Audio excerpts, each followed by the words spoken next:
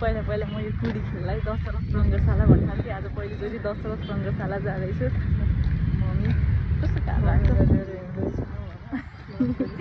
अगाडि गाडीहरू पनि हाल्छ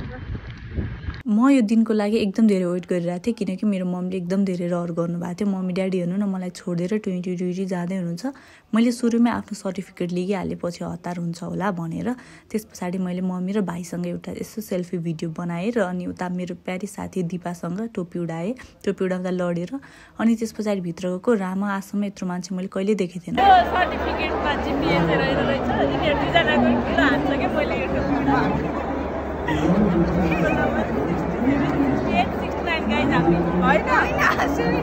70 हो 68 69 बाहिर निस्केर एउटा फ्यामिली फोटो खिच्यौं अनि त्यस पछाडि फेरि साथीहरु ग्रुपमा टोपी उडाएर हामी निस्क्यौं बाइ गाइज